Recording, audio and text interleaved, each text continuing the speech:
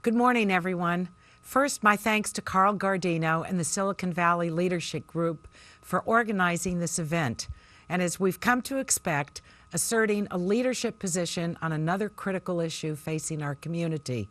Thank you to all the participants, business and community leaders, and to San Francisco Supervisor Sean Ellsbernd, who chairs the Joint Powers Board, to San Jose Mayor Chuck Reed, Stanford Director of Community Relations Gene McGowan, and Assembly Member Jim Bell. And thank you to all of those who, by your presence, demonstrate that we're energized and actively seeking to build support and consensus for what all of us must regard as an essential task, saving Caltrain and building a better Caltrain. I appreciate the opportunity to address this critical meeting, this important first step, and I regret I can't be with you in person. First, I could not be more strongly in support of your efforts, and I pledge the full resources of my office to the task of finding a permanent, dedicated funding source for Caltrain, the spine of our transportation system. For too long, we've allowed this fundamental necessity of our lives to struggle along, patching together balanced budgets year after year. It's a tribute to the leadership of the Caltrain board, CEO Mike Scanlon, and the men and women who work at Caltrain that they've not only been able to keep the system alive, but until the current economic crisis, they've consistently grown service, ridership, and revenue.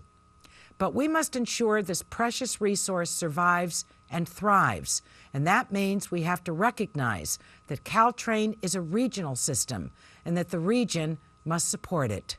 It's heartening to see that our community now is ready to mobilize on behalf of our most important mobility resource. Clearly, Caltrain's current economic crisis illustrates what Martin Luther King Jr. once called the fierce urgency of now. The partners to Caltrain have been paying for the system out of their pockets, and their pockets are empty now. This is not a problem we can kick down the road. We must act now. It's my hope and my expectation that today's meeting will be the first step to a permanent, dedicated funding source for Caltrain. But as we focus today on that question, let me pose another one that must be addressed hand in hand. If we find a permanent, dedicated funding source for Caltrain, why do we need to do anything more? Why not assure Caltrain can continue to operate just as it is? This question arises from those who are opposed to high-speed rail and now are wondering if any change is really necessary to Caltrain.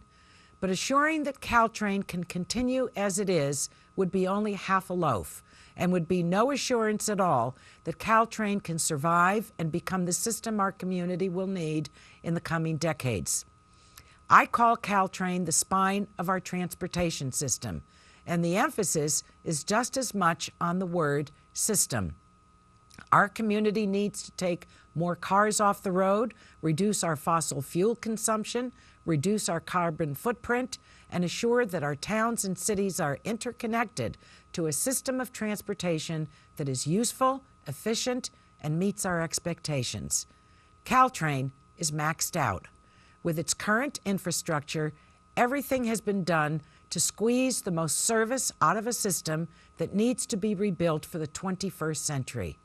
In the last several months, the debate over high-speed rail has only served to focus our attention on what must be done to preserve and modernize Caltrain. If it can be done with funds from high-speed rail, so much the better. Throughout the past year, I've been joined by my Bay Area congressional colleagues in delivering an unmistakable and unified message to the administration and the Department of Transportation. Caltrain is essential to our community and is our first priority. We have consistently asked that Recovery Act and high-speed rail funds go to Caltrain. There are elements of the Caltrain program that are environmentally approved and ready to be built right now. There are projects that can be funded and implemented right now to begin the process of building a modern, electrified Caltrain system. My colleagues and I have met with Transportation Secretary Ray LaHood to impress upon him our dedication to Caltrain and the extent to which the future of our peninsula depends on it.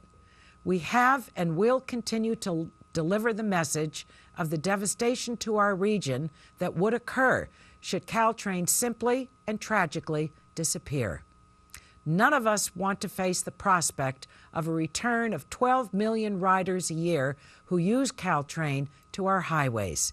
At my urging, there are now regular meetings between staff from the Federal Railroad Administration, my office, and top officials from Caltrain.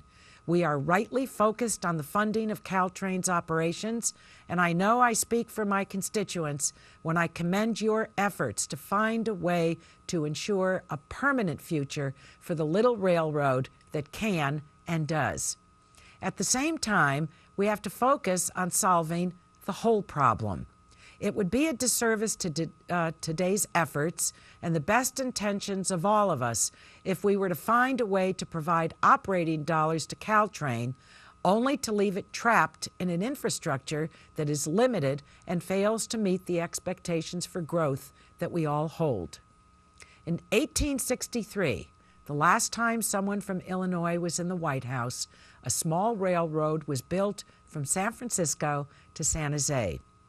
It opened up the peninsula, first to San Francisco elite who summered in our wonderful climate, then to average Americans seeking a home in the suburbs and a place to raise their families. Our lives and our communities were built around this railroad, and our future can be built around it too. I look forward to hearing the results of today's meeting and to working closely with Carl, with Mayor Reed, with Supervisor Alburn, my friends at Stanford, and all of you in finding a permanent, dedicated source for Caltrain and in building a modern, electrified railroad befitting the peninsula.